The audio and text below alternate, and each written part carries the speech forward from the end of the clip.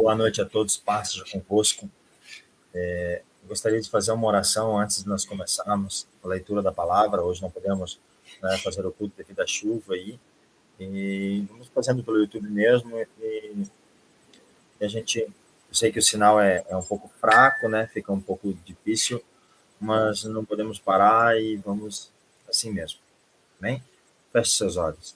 Meu Deus, meu Pai, em nome de Jesus, consagra, abençoa, Senhor, este momento, Pai, derrama a tua graça, poder e misericórdia, Senhor, sobre cada um de nós, Pai, em nome de Jesus.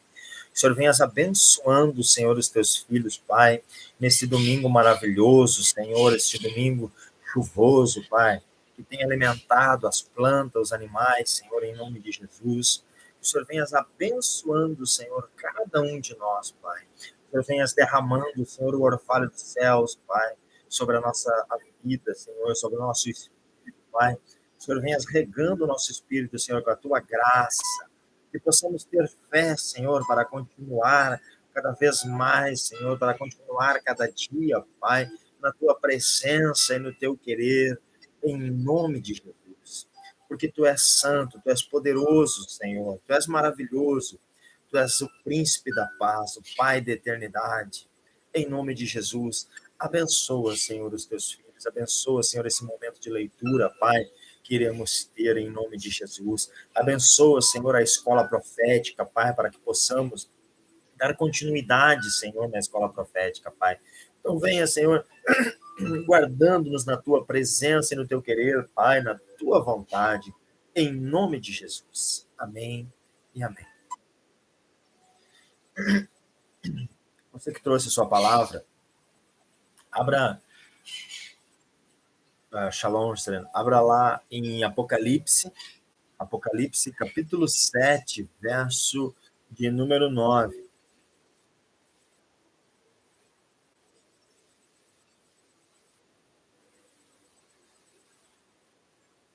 Apocalipse de número 7, verso de número 9.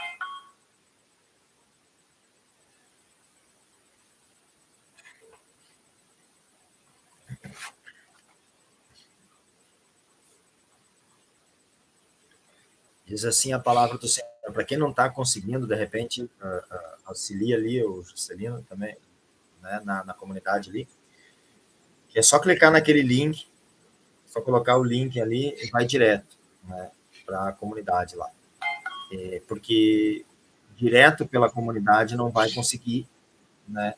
Porque a transmissão ela está ao vivo, mas não está aberta, no caso, né? Porque ela só vai ficar aberta depois que encerrar a transmissão.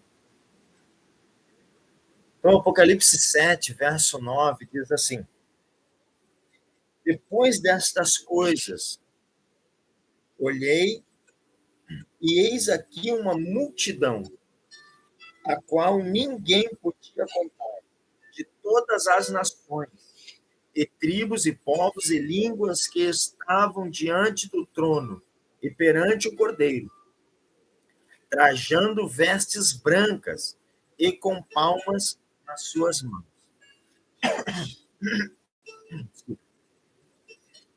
Primeira coisa que nós temos que observar nessa palavra de João, palavra dada a João por Jesus, é que ele diz assim: a qual ninguém podia contar. Não era uma meia dúzia, eram muitos. João viu ali com Jesus muitos, né? Os que estão chegando depois, eu deixei ali no chat ali a descrição, Apocalipse 7, verso 9. Em diante. Uma multidão a qual não se podia contar, de todas as nações. Não era de uma única nação. Não era apenas dos judeus, nem dos brasileiros. Não. Era de todas as nações. De cada canto do mundo haverá pessoas, né? Há teólogos que discutem a respeito dessas nações, se seria, né, igrejas, ou seria Israel, mas ele deixa bem claro, né, no Apocalipse inteiro, ele é uma preparação. O Apocalipse todo ele é uma preparação para o reino. Então não seria logo só para os judeus, ou só para uma igreja em específico, ou um país, um povo em específico, mas sim para todas as nações, para todos aqueles que se chamam pelo seu nome, todos aqueles que querem, que se abrem para Jesus, que se encontram embranquecidos na sua presença. Como ele diz em Apocalipse 3, sugiro que compres de mim vestes novas, vestes brancas, para cobrir a sua nudez. E aqui, esses aqui já tinham comprado vestes, porque o Apocalipse está falando do porvir, está falando daquilo que viria, daquilo que vai vir. E eles já tinham comprado vestes brancas de Jesus, ou seja, já tinham santificado o seu espírito, a sua alma, o seu corpo, já tinham se santificado na presença dele. Pois, de todas as nações e tribos e povos, não era algo específico, não, era de toda a terra. E línguas que estavam diante do trono e perante o Cordeiro, trajando vestes, desculpa, brancas. Porque Jesus tinha dito em Apocalipse 3, sugiro que compres de mim vestes brancas. Para quem que Jesus estava falando isso? Para aquela igreja que se dizia rica, mas na verdade era pobre. Jesus estava dizendo. Falei semana passada. Você se diz rica, mas na verdade és pobre. Sugiro que compres de mim vestes brancas para cobrir a sua nudez. E agora aqui Jesus está mostrando que aqueles que compraram, aqueles que aceitaram, que compraram vestes brancas, estavam diante dele, com vestes brancas.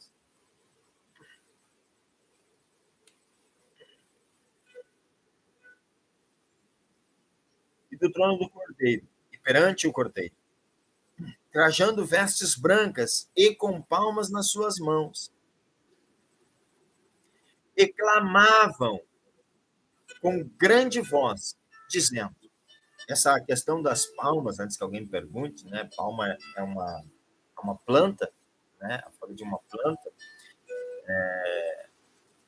Até hoje, né? A Igreja Católica faz procissões e usa as palmas, né? Eu tenho um pezinho aqui na minha casa, na frente da casa, ali pequenininho. E a tradição, ou seja, a questão é assim, ó, por que Jesus menciona essa questão das palmas? Né? Era para pegar os judeus, ou seja, estava pegando os religiosos.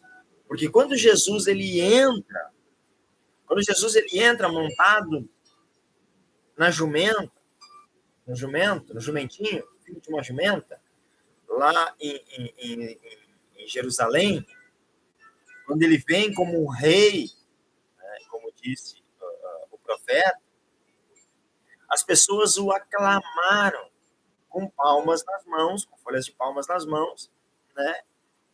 E diziam, santo, santo, é aquele que vem em nome do Senhor, né? Paz na terra e glória nas maiores alturas. E assim por diante, e ali estavam aclamando Jesus na entrada. Então, como era já uma cultura judaica, era uma cultura israelense, essa questão das palmas, quando todos os reis entraram em Israel sendo empossados como rei, eles entravam montados num cavalo branco. E o povo ali falavam as mesmas palavras, paz na terra e glória nas maiores alturas, falavam as mesmas palavras com palmas nas mãos, faziam um corredor de pessoas com palmas nas mãos e ali o rei passava. Só que Jesus, né, montado num jumento, que também é branco, cinza, né? Que também é esbranquiçado. Mas não era um cavalo, era um jumento. Então, Jesus entrou e eles tinham as palmas nas mãos. Por isso, essa alusão, lembrando que essa carta ela é endereçada aos judeus, ao mundo inteiro, mas aos judeus. João está escrevendo aos judeus, né? A intenção naqueles dias era os judeus. Claro que Jesus já estava, que era um visionário, já estava enxergando lá na frente, que era o Deus poderoso, o grande El Shaddai, sabia das coisas que viriam, né? Já estava enxergando lá na frente. Mas João não enxergava. E essa questão, então, das palmas, né, por causa disso. Porque era uma linguagem daqueles dias. Era uma linguagem israelita daqueles dias. E clamavam com grande voz, dizendo: salvação ao nosso Deus, que está assentado no trono, e ao Cordeiro. É aquele que se fez carne, aquele que morreu por nós, aquele que mesmo rico se fez pobre, aquele que tinha tudo, mas na verdade não aceitou nada, não teve nada. Lembra quando ele diz para Pedro ir largar o anzol na água e o primeiro peixe que ele pegasse tinha uma moeda, e aquela moeda pagava o imposto para ele e para Jesus? Primeiro para Jesus, depois para ele, né? Para Jesus e para ele. Lembra? Mas por quê? Por que Jesus falou aquilo? Por que Jesus mandou Pedro ir lá pescar? Por que mandou Jesus Pedro ir no lago e pegar um estáter na boca de um peixe? Quais foram as falas de Jesus momentos antes dessa passagem? Quem lembra? Jesus diz para Pedro: Pedro, quem deve pagar os impostos? Porque Pedro havia mentido quando os sacerdotes perguntaram, os fariseus perguntaram para Pedro: o teu mestre, porventura, paga o imposto para pregar? Porque se você não sabe, naqueles dias tinha que pagar para pregar. Tinha que pagar para ensinar a palavra. Tinha que pagar o tributo para poder ensinar. E aí, então, os fariseus perguntaram para Pedro: o teu mestre está ensinando como? Porventura, teu mestre pagou o imposto? E aí, Pedro, em vez de falar, sei lá, né? Pedro diz: sim, é claro que ele pagou. É claro que ele pagou. E aí, quando Pedro chega até Jesus, Jesus diz assim: o que fizeste, Pedro? Porventura, quem paga o imposto é o filho do rei, e a sua família, ou é os estrangeiros? Aí Pedro diz: não, quem paga imposto é o estrangeiro, porque o rei, o filho do rei, não precisa pagar imposto. Aí Jesus estava dizendo para Pedro assim: então, Pedro, eu sou filho do rei dos reis, Pedro. Eu sou filho do dono de toda essa terra. Eu sou o dono de toda essa terra. Como é que eu vou pagar imposto? Para mim mesmo. Mas, para que não se escandalize, né? Para que não houvesse escândalo ali, aí então Jesus diz: então vai lá e pega na boca de um peixe. Vocês veem o que é milagre. Vai lá e pega na boca de um peixe um estátua que valia 2 denários e paga. Primeiro para mim, que estou pregando agora, neste momento, depois para ti, que vai pregar depois de mim. Então já paga o imposto para mim e depois para ti. Já paga para mim e para ti, porque tu vai ter que pregar depois de mim. Mas eu já estava dizendo para Pedro: vai ter que pregar depois de mim. Então já paga o imposto para nós dois. E clamavam com grande voz, dizendo: salvação ao nosso Deus, que está assentado no trono, e ao Cordeiro. E todos os anjos estavam ao redor do trono, e dos anciões, e dos 4 animais. Imagine só, né? Tá certo que o céu é infinito, não tem limites. Mas você já parou para pensar, não, né? Nunca observou isso aqui, nunca parou para pensar. E todos os, não, um pouquinho de exagero, e todos os anjos estavam ao redor do trono. Imagina o tamanho, então, desse trono. Aí você pode dizer assim, não, pastor, mas a proporção entre nós e Deus é muito grande. Com certeza. Mas ali no texto, João está vendo o reino. E está falando do reino. Está falando dos anjos que vivem no reino. Para você ver como tudo é metáfora. Tudo é metáfora para nós entendermos. Não adianta você ficar bravo e querer discutir. Tudo é metáfora. Jesus diz assim: se quisesse eu, clamaria ao meu Pai agora. Apocalipse, João 18. Clamaria ao meu Pai agora e ele enviaria quantas milíades de anjos? Quantos anjos ele enviaria? Vai lá depois olhar para você ver. Aí você vai lá em Deuteronômio e vai ver a força de um anjo comparado a de um homem. Quantas mil vezes um anjo é mais forte que um homem? Vai lá em Deuteronômio. E aí? Caberia tudo isso na Terra? E no reino? Como é que fica?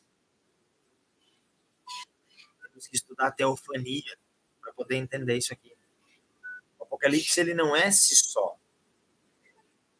Tem que entender muita coisa até começar a entender essas coisinhas no Apocalipse. Temos que entender o que é teofania, epifania, teofania. Temos que entender como funcionam os anjos e o que de fato é os anjos, quando é descrito na Bíblia. O que de fato estão os anjos.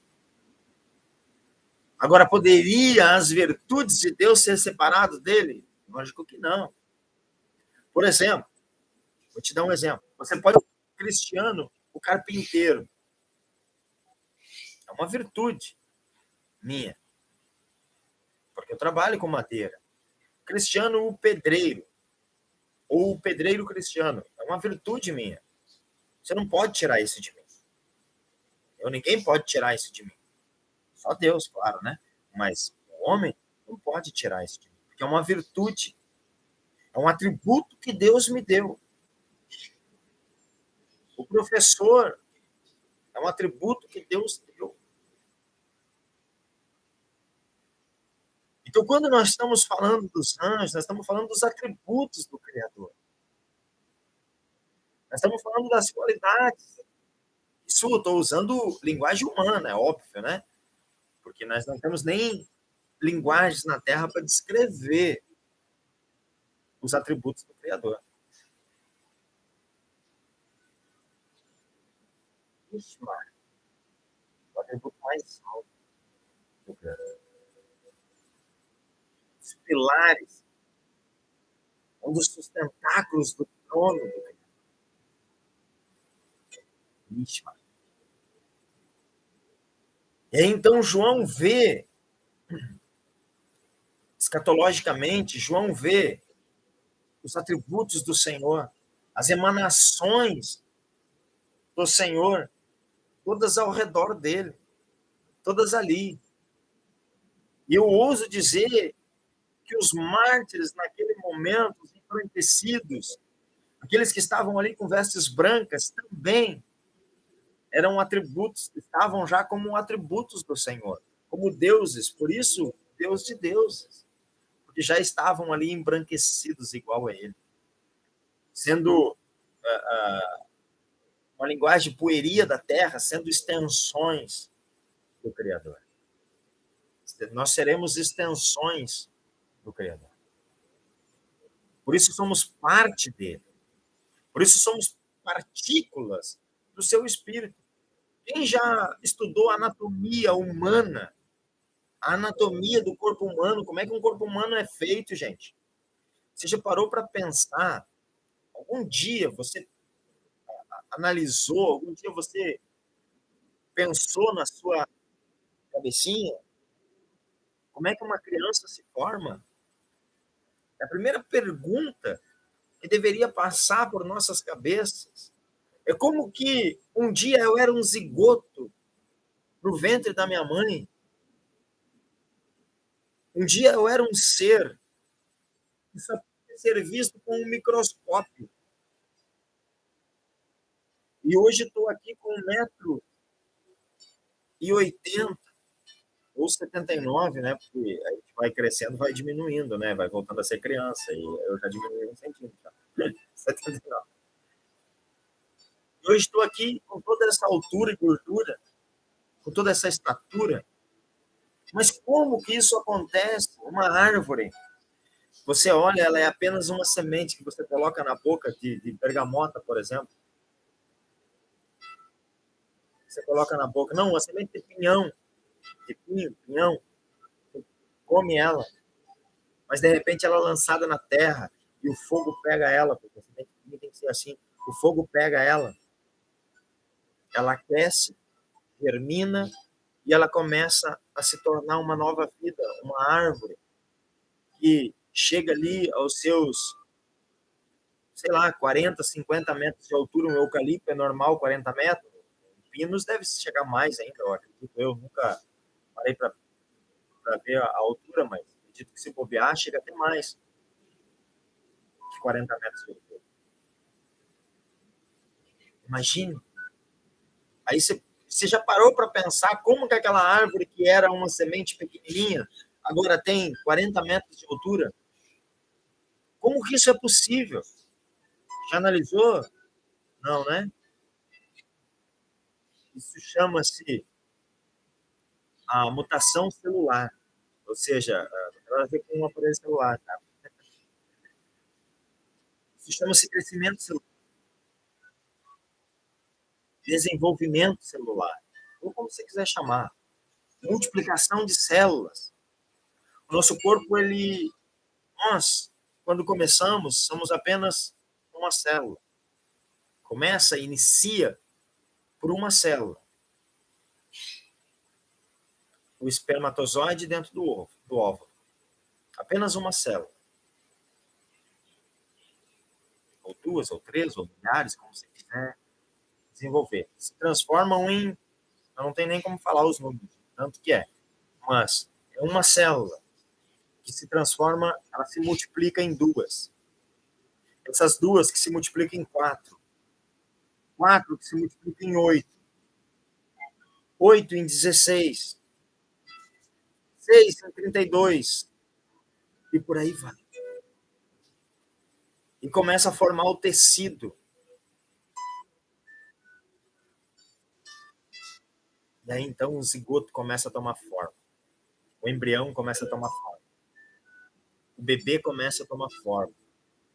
E, de repente, esse bebê vem ao mundo. Nasce. Uma nova vida gerada. Aí nós chamamos de vida. Nascimento. Comemoramos até aniversário de nascimento. Por que judeu não comemora aniversário? Você sabe disso? Não. Não sabe, né?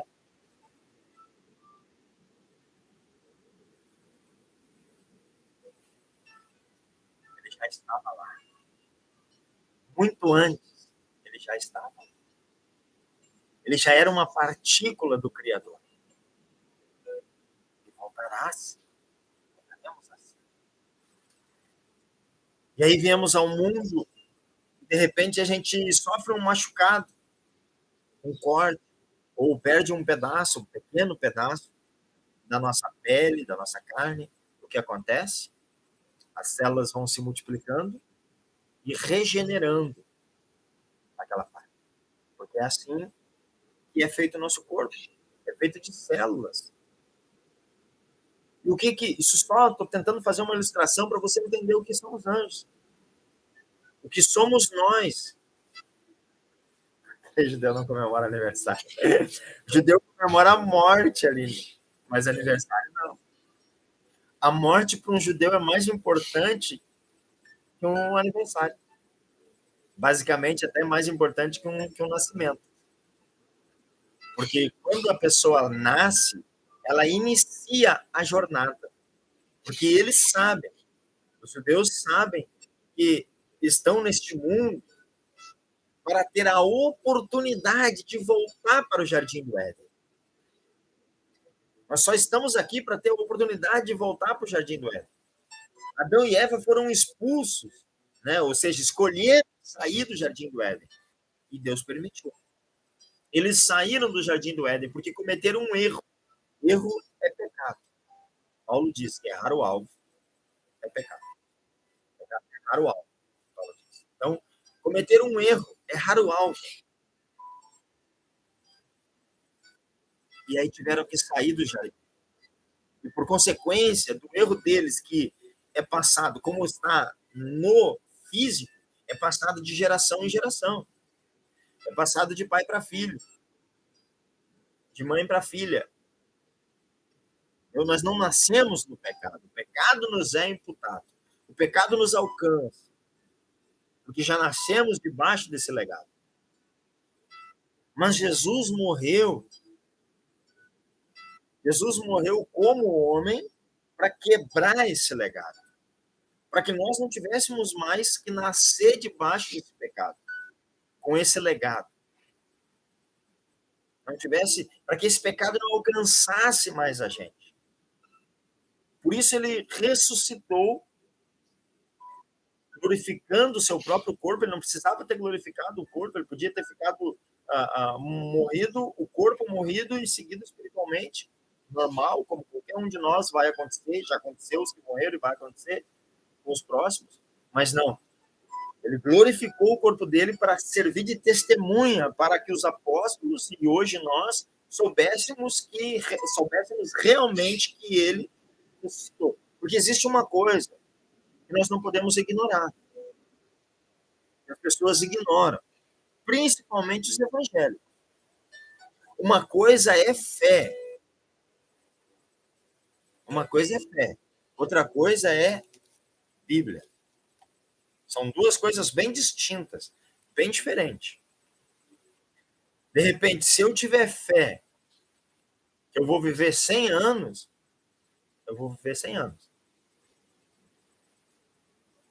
Não, vou fazer diferente. Se eu tiver fé que eu vou viver 150 anos, de repente eu vou viver 150 anos, tranquilamente. Nada impede, isso é fé. É a minha fé. Ah, pastor, mas está na Bíblia? Não. A Bíblia diz que nós vamos viver 120. Diferente. A Bíblia diz que nós vamos viver 120. Mas se eu tiver fé, eu posso viver 150. Ah, pastor, mas como assim vai ir contra a Bíblia? Jesus disse que nós podemos todas as coisas. Paulo disse que nós podemos todas as coisas. Jesus disse que a gente sendo filho, a gente pode tudo também. Jesus disse que nós faríamos coisas maiores do que ele. Por que não viver um pouco mais? Isso é fé. Abraão não tinha nem Bíblia ainda. Abraão, pela fé. Então, o que acontece? Quando uma pessoa nasce, ela nasce com uma única missão. Uma única missão. Nós temos uma única missão quando nascemos, que é voltar ao jardim do Éden. Voltar ao jardim. Essa é a nossa missão. Jesus, porventura, deu outra missão para alguém? Não. Ele só deu uma única missão. Voltar ao jardim. Mas talvez você não enxergue isso. Talvez a gente não enxergue isso nos dias de hoje. Mas a nossa única missão era essa. Quando ele disse, ama o teu próximo como a ti mesmo, e dessa forma tu honrarás o Senhor teu Deus acima de todas as coisas, porque Deus está dentro do teu próximo, você está voltando ao jardim do Éden. E ao longo das nossas vidas, que Deus nos deu, desse período que Deus nos deu aqui, essa caris, graça, chance imerecida, porque não merecíamos, Deus nos deu a chance de ser alguém, nos deu a chance de ser alguém do lado dele, de estar do lado dele, de voltar ao jardim do Éden, metanoia, converter. Deus nos deu a chance de nos converter. Aí as pessoas, não, converter é ir para a igreja, pastor. Não. Converter nunca foi ir para a igreja. Igreja, no grego, Brit Hadashah, o Novo Testamento, igreja no grego eclésia, excelésia. Excelésia. O que é excelésia? Chamados para fora. Não é chamar para dentro, não é juntar para dentro, é sair para fora. Então, converter, gente, não é ir para a igreja. Converter nunca foi ir para a igreja. Muito do contrário. Converter é ser igreja. É amar o teu próximo como a ti mesmo. Converter é ajudar o teu irmão.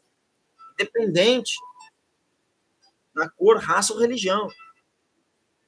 Essa semana, por exemplo, eu fiz um trabalho para o padre da Igreja Católica, aqui de Mariana. E eu fiz com todo amor e carinho. Não me interessa se ele é padre, se não é a mesma religião, não. Tinha que ver a alegria nos olhos dele. Imagina, claro que ele não vai falar, mas imagina se alguém perguntar, ele vai dizer, é o pastor que fez. Claro, mas não importa, porque eu não estou fazendo para ele, não estou fazendo para vocês, estou fazendo para Deus. Quando eu faço as coisas, eu faço pensando em Deus. Eu faço pensando em agradar o meu próximo, em ajudar. Sempre pensando em ajudar. É assim que tem que ser. É que nem uma vez eu aprendendo sobre casais, aprendendo sobre relacionamento, aprendendo sobre a questão de filhos, né? E preservativos, e anticoncepcionais, e assim por diante. E uma única coisa que ficou selada no meu coração, que eu aprendi, é que sempre, né, os casais, quando estão lá no momento íntimo, o desejo sempre precisa ser de criação. O desejo sempre precisa ser de prosperidade, de crescer e multiplicar, enchei-vos a terra, para que não caiamos no levirato, para que não caiamos no mesmo erro de Tamar e Judá, né, onde Deus teve que matar o primeiro filho de Judá, teve que matar o segundo, e Tamar teve que engravidar do sogro, porque Deus prometeu que toda mulher tinha direito de ter um filho. Então tinha que acontecer. E aí o primeiro filho não tinha desejo de ter filho, o segundo também não queria ter filho, e Deus teve que matar. Talvez você pode dizer assim, não, pastor, mas a Bíblia não fala que o primeiro não tinha desejo de ter filho. Beleza. Não tem problema. Mas não teve. E ela não era estéril. Por mais que, né, se entenda ali, mais que se fale, mas ela teve um filho. Assim como Ana, também, mãe de Samuel, a Bíblia diz que ela, por 24 anos, ela era estéril, foi estéril. No 25º, ela entrou no propósito certo e teve um filho. Se você olhar a falácia do marido dela, que tinha outras mulheres e tinha filho com as outras mulheres, outra mulher, você vai ver que ele dizia para ela, eu te dou tudo, para que tu quer filho? Eu dou tudo que tu precisa. Não quer dizer, nem precisa de um filho. Ela queria um filho, mas ele não. Mas no 25º ano de oração, 20 anos depois, Deus vai lá e dá um filho. Porque ela perseverou até o fim. Então, os judeus, em primeiro lugar, já não comemoram o aniversário porque é o início do sofrimento. Eles sabem que é o início. A morte é o fim. Ou, né? A morte é o começo. Ou é o fim ou é o começo. O fim para uns, mas o começo para outros. E como eles creem a fé, né, e nós também temos que crer e ter essa fé, eles entendem que não somos daqui, então. Exatamente, Aline, é isso mesmo. Assim como nós temos que entender também que não somos daqui. Nós estamos aqui por um período de tempo. Deus estabeleceu, não é regra, mas é princípio. Princípio é uma coisa, regra é outra. É princípio, 120 anos. Não quer dizer que não podemos viver um pouquinho mais, se tiver fé, mas também um pouco menos. Então, nós não estamos daqui.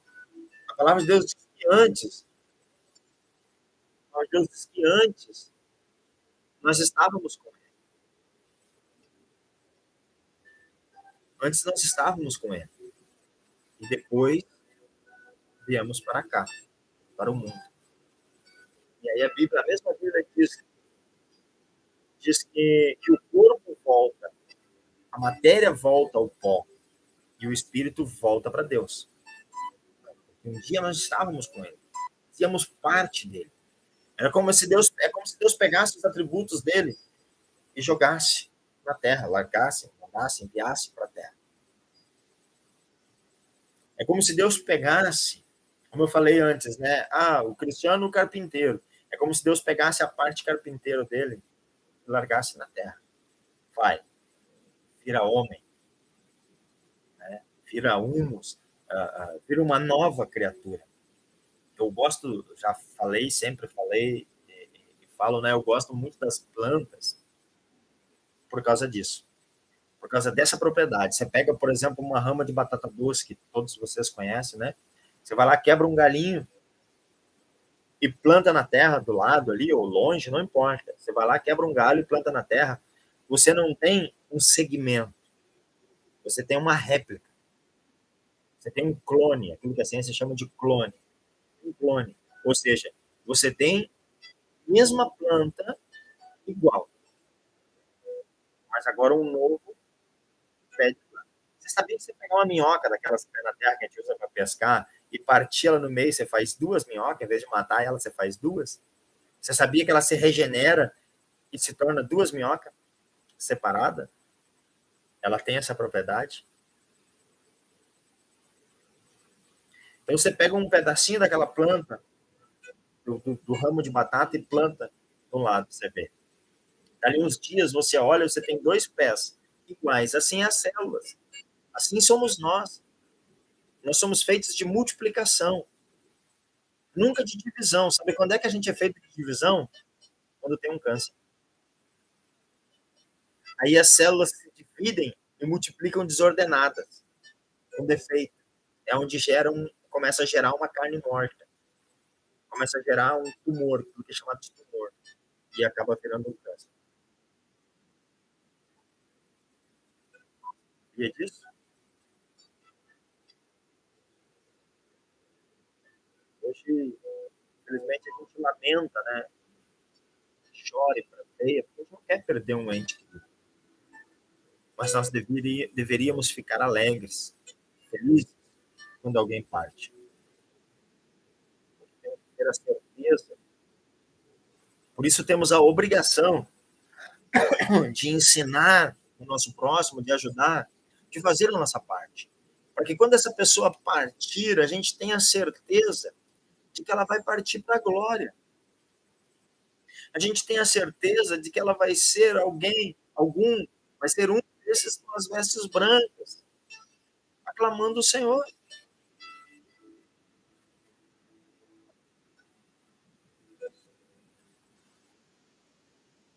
Ficam.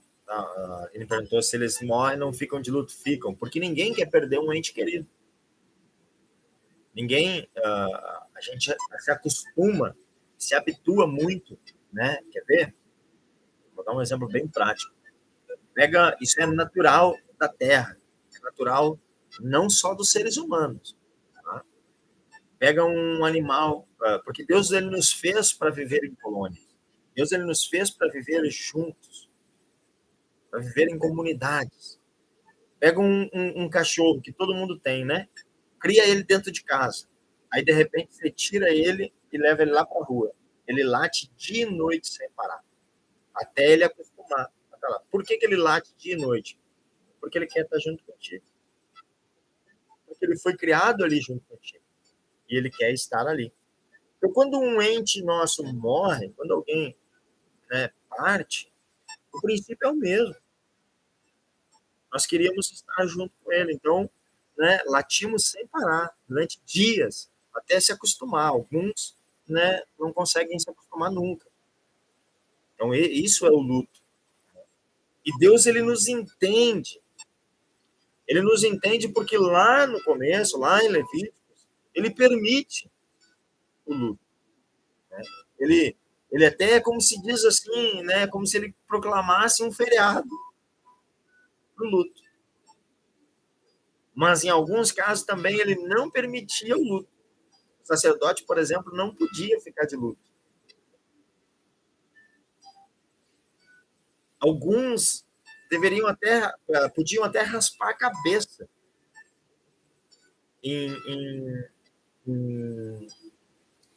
para mostrar, no caso assim, para sua indignação, para sua raiva por uma pessoa, né, ter morrido, porque quando a pessoa morre, os seus entes sempre ela é uma pessoa boa, claro, né? Mesmo que não fosse, passa a ser. Então a pessoa geralmente rasgava as suas roupas, raspava a sua cabeça para, né, como hoje, por exemplo, assim, se, a gente está muito irado, né? Chutam alguma coisa, né? Eles faziam isso, raspavam a cabeça, né, e assim por diante. Claro que eles se alegravam quando nascia alguém, óbvio, né? Pois mais um ali para compartilhar a terra, né? Então, mas eles não comemoram, né? Eu mesmo não comemoro aniversário, sabe? É o início de uma jornada, é o início de um, de um ciclo que vai acabar. Sabem que não estão aqui eternamente, não estão aqui para sempre, estão aqui por um tempo. Então nós precisamos correr contra este tempo para poder chegar no alvo, poder acertar o alvo, acerto, né? E não erro. Pode ser Marte. Reclamavam com grande voz, dizendo: salvação ao nosso Deus, que está assentado no trono, e ao Cordeiro. 11. E todos os anjos estavam ao redor do trono, e dos anciões, e dos 4 animais, e prostraram-se diante do trono sobre seus rostos, e adoraram a Deus, dizendo: Amém. Louvor e glória, e sabedoria, e ações de graças, e honra, e poder, e força ao nosso Deus. Eles estão citando atributos.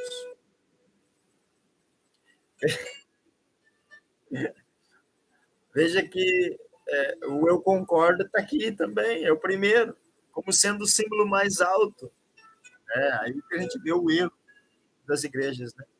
O amém está aqui, o eu concordo. Amém nunca foi eu concordo. Mas a gente não consegue deixar de falar amém no final da frase, né? Mas tudo bem, um dia a gente fala sobre isso. Para todos sempre. Amém. Verso 13. E um dos anciões me falou, dizendo: estes que estão vestidos de vestes brancas, quem são e de onde vieram? Um dos anciões falou para João: e esses de vestes brancas, quem são? De onde vieram? E eu disse-lhes: Senhor, tu sabes. E ele disse-me: estes são os que vieram da grande perdão, esses são os que vieram de grande tribulação.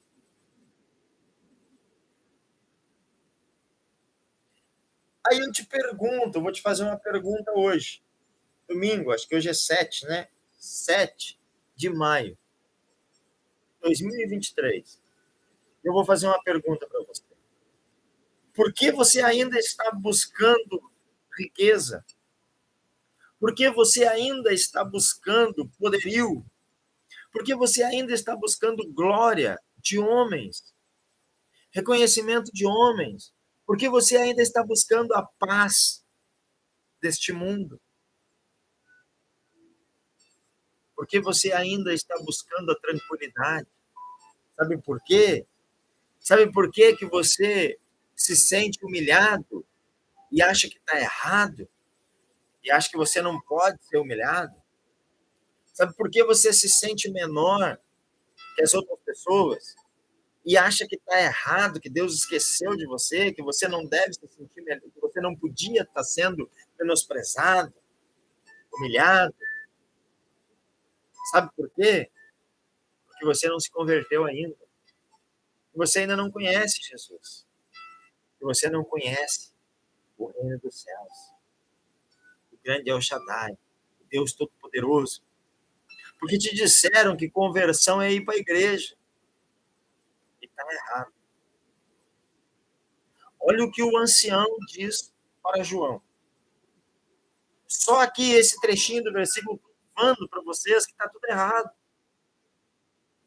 Provando para vocês que Jesus ensinou metanoia.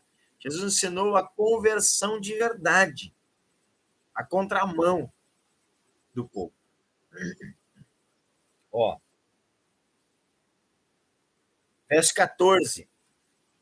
E eu disse-lhe, Senhor, tu sabes. E ele me disse, e o ancião me disse, estes são os que vieram de grande tribulação.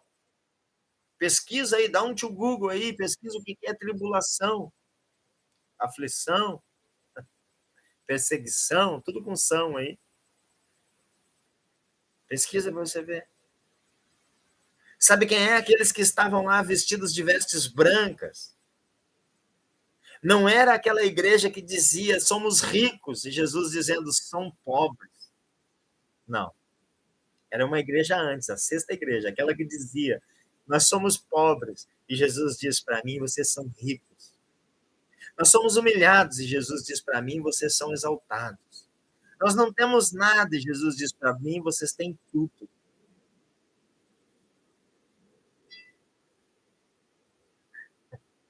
Por isso que eu sou um Zé das Cores, que não sei nada. Por isso que eu não entendo nada. Porque o meu conhecimento tem que vir do Senhor. Eu quero aprender do Senhor. Eu quero aprender com Ele.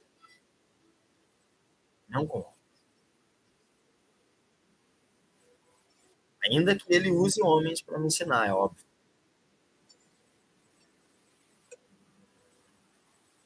Então não fique chorando e se lamentando porque você está passando por aflição, porque você está passando por tribulação, porque você está passando por humilhação, porque você está passando por um período difícil na sua vida. Saiba você que foi por causa desses períodos difíceis que esses homens embranqueceram suas vestes. Foi esses períodos difíceis que garantiram para Jesus a nossa salvação. É período mais difícil que o de Jesus no Gólgota, na Fortaleza Antônia, sendo chicoteado, cuspido, soqueado, chutado. Quer aflição maior que essa? Ainda teve que carregar a cruz, na Via Cruz. Chegou no Gólgota, foi pregado no madeiro, pendurado, ficou lá agonizando. E aí? Ah, mas por que Dimas foi salvo? Se era um ladrão, a Bíblia fala, não era batizado, não tinha escutado nenhuma pregação, não ia na igreja, não era batizado, talvez, no Espírito Santo. Como é que ele foi salvo, o ladrão que estava ao lado de Jesus? Quando ele vê Jesus ali, na sua tribulação, na sua aflição, e ele também na sua aflição, na sua tribulação. E quando ele vê Jesus, ele teve fé. Ele creu. Credere fideles. Ele acreditou. Ele deu crédito àquele homem que estava pendurado na cruz. Então, logo, se ele estava sendo chamado de rei dos judeus, de filho de Deus, seja o que for, e estava deixando os sacerdotes tão enfurecidos, é porque ele tinha feito algo. E ele decidiu acreditar naquele homem. E ele já estava na sua tribulação. E decidiu acreditar naquele homem.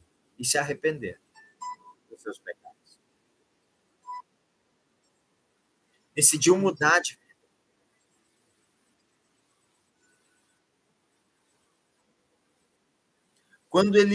Quando Jesus fala do reino para ele, ele creu. Quando Jesus diz, ainda hoje tu estarás comigo no paraíso, ele creu. Porque ele disse, antes de Jesus falar, ele diz, Senhor, não esqueces de mim, chegar no teu reino. Porque ele tinha visto os sacerdotes, talvez, praguejando ali embaixo e falando.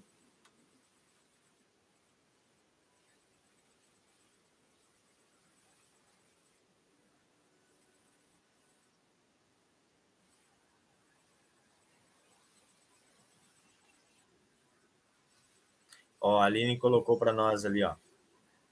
Eu pesquisei, né? E isso aí é plausível. A Aline sempre vai atrás e pesquisa. Isso é muito bom, porque precisa ser assim. Tribulação quer dizer aflição, adversidade, perseguição, desassossego, trabalho e angústia. Aí agora eu vou dizer para você, retornar de novo o que eu estava falando. Está sofrendo angústia? Dá glória a Deus. Está sofrendo perseguição? Dá glória a Deus. Está no desassossego, ou seja, não está sossegado, tudo que eu falei, ele não está sossegado, dá glória a Deus. Você está embranquecendo as suas vestes. Porque por tudo isso, passou aqueles que estavam lá com Jesus. Mas engraçado, a igreja te ensina que para você estar com Deus, você tem que ter um carro zero. Você tem que ter uma casa boa, uma família que te obedece.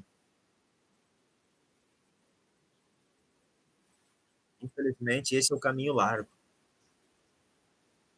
Esse é o caminho largo, não é o caminho estreito. O caminho estreito é esse aí. Está escrito no chat aí. Ó. Quando você está passando por adversidades, quando você está passando, quando você está angustiado, é aí que você está no caminho. É aí que você está lavando as suas roupas. Roupa, para quem não sabe, é espírito, tá, gente? Roupa é alma, é intelecto. Nesse caso aqui, roupa é intelecto, é alma, é espírito. É um espírito reto diante do Senhor. Vestes brancas é um espírito reto diante do Senhor.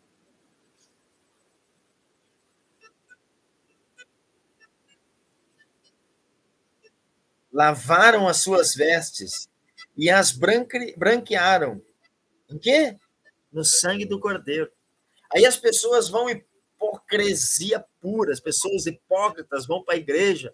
Ó, Senhor, eu muito fiz isso também, estou falando porque eu tenho propriedades para falar, porque eu fazia. Ó, Senhor, ajoelhado no altar, lava-me com o sangue do Cordeiro. Chega ali na rua, xinga o irmão. Aí chega ali na rua, né, espragueja todo mundo, fala um monte de asneira, deixa as pessoas passando por problemas, sendo que podia ajudar. Quando não se pode, tudo bem, mas quando se pode ajudar o próximo, e não ajuda. Mas aí chega lá, clichê bíblico. É clichê evangélico. Senhor, lava-me com o sangue do Cordeiro. Mas não enxerga o que é o sangue do Cordeiro. Não enxerga que o sangue do Cordeiro é ama o teu próximo como a ti mesmo. É amar o teu próximo como a ti mesmo. Não adianta amar os cachorrinhos e não amar o ser humano. Não adianta amar os brancos e não amar os negros. Não adianta amar os negros e não amar os brancos. Os índios, os pardos, os mulatos. Temos que amar a todos. Não adianta amar os magrinhos e não amar os gordinhos.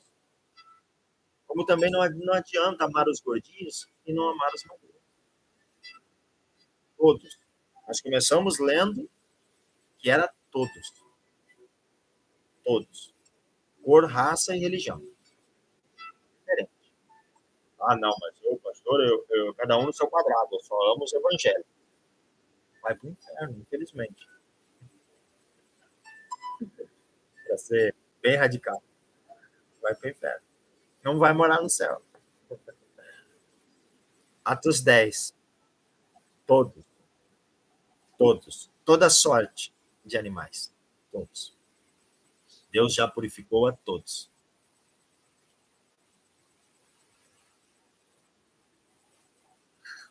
A Aline falou tudo. A maior parte das igrejas só pregam bênção. Eles nem entram em Apocalipse, porque não entendem. Não dá. Se entrar em Apocalipse é entrar num campo minado. Pode explodir a qualquer momento. Por causa disso. Porque não entende dualidade, não entende a realidade do que é a Bíblia, do que Jesus ensinou, e aí só prega o benção. E aí como é que eles vão pregar benção diante disso aqui? Como é que eles vão pregar benção diante do verso 14? E ele me disse, estes são os que vieram de grande tribulação e lavaram as suas... vieram de grande tribulação, vírgula. Lavaram, dando a indicação que foi a tribulação que lavou as suas vestes. Não é e lavaram, é lavaram, depois da vírgula, lavaram. Olha o português. Lavaram, dando a indicação do verbo que está lá atrás, do verbo lavar. Perdão, da tribulação. Lavaram as suas vestes. Como é que eles lavaram? Com água? Não. Como a Aline botou ali, ó, angústia, trabalho, desassossego, perseguição, adversidade, aflição, tribulação. Foi assim que eles lavaram suas vestes. Então não pensa que se você tiver muito dinheiro, você vai morar no céu. Estou só resumindo, né? Não pensa que se todo mundo olhar para você, dar um tapinha nas costas e dizer, ô irmão abençoado, sapatinho de fogo, glória a Deus, aleluia, você vai morar no céu. Não é assim que a coisa funciona. Podemos ser muito abençoados, sim, com certeza. Deus, ele está, com certeza, eu creio, Deus, ele sempre quer nos abençoar, mais e mais. Mas nunca se esqueça de Jó.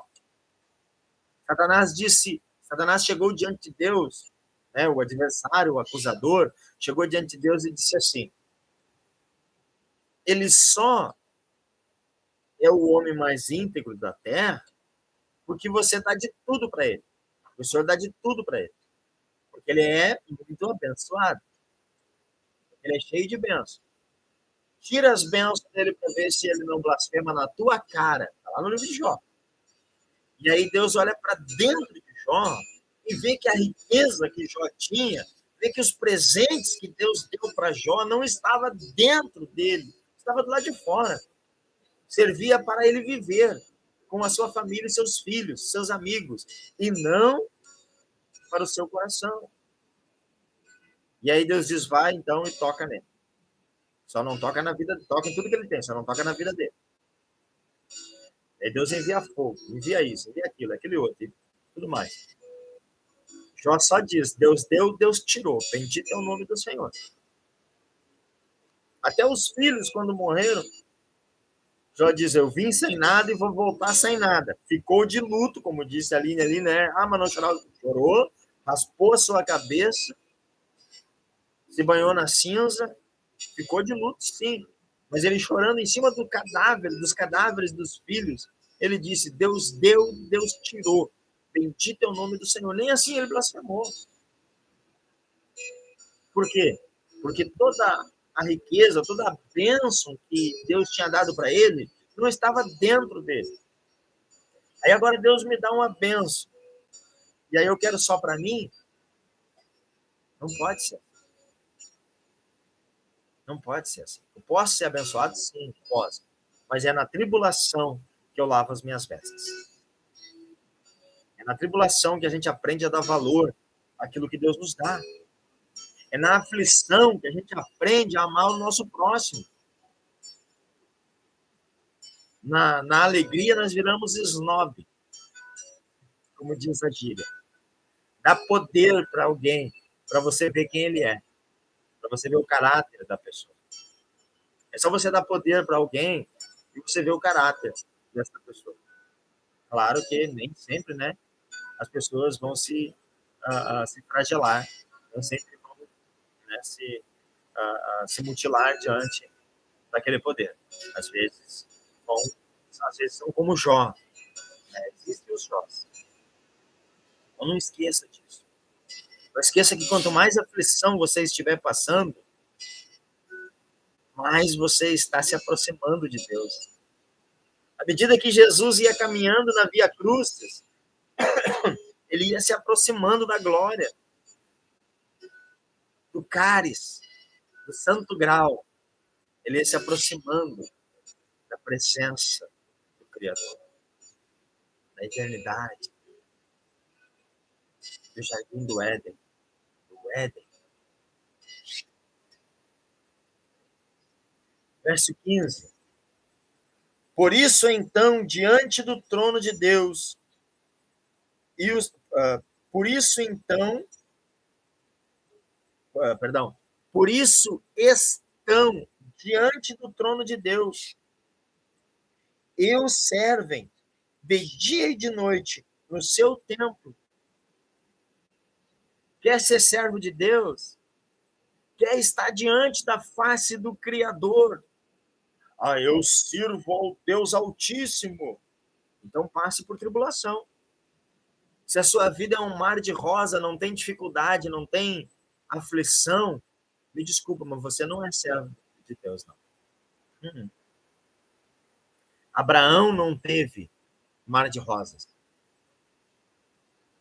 José não teve mar de rosas. Jacó não teve mar de rosas. Nem Esaú teve mar de rosas. Ainda que seu pai o bajulava. O que aconteceu? Perdeu até a primogenitura. Moisés não teve. Teve momentos de alegria, mas não teve paz no mundo. Ele tinha a paz de Deus, não a paz no mundo. Jesus não teve paz no mundo. Ele tinha a paz que o mundo não pode dar. O espírito dele estava em paz, mas no mundo ele teve aflição. Pai, eu oro, não para que vos tires do mundo, mas sim de força e bom ânimo, porque assim como eu venci, eles também vencerão. Jesus estava falando disso aqui. Estava falando de tribulação. Estava falando de aflição, tormento, injúrias, acusações. Era isso. Calúnias, difamação, mentiras a teu respeito. Era disso que Jesus estava falando. Mas ele venceu a tudo isso. E nós também venceremos. E esses que estavam aqui diante de Deus, diante do trono de Deus, só estavam porque passaram por isso. Em algum momento da vida eles tiveram que passar por isso. E nós também passamos e passaremos.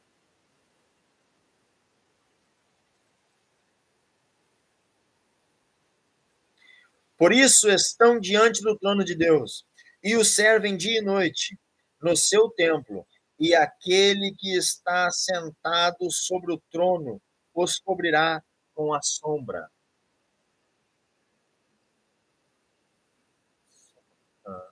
Não consigo.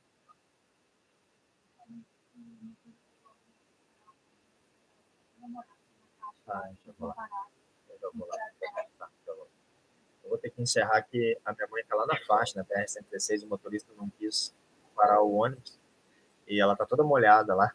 Eu tenho que ir lá buscar ela. Mas, resumindo aqui, então, a promessa é que o Senhor nos cobrirá com a sua sombra. A sombra do Senhor nos cobrirá. Ele nos cobrirá. E o verso 16, que é o dízimo da posteridade. Existe o dízimo do Velho Testamento, que está em Deuteronômio 14. Está lá em Deuteronômio 14, o verdadeiro dízimo que Deus estabeleceu. Não o homem, mas Deus estabeleceu. Deuteronômio 14. Já preguei muitas vezes sobre isso. O dízimo do Novo Testamento, que está em 2 Coríntios 8, 7 e 2 Coríntios 9.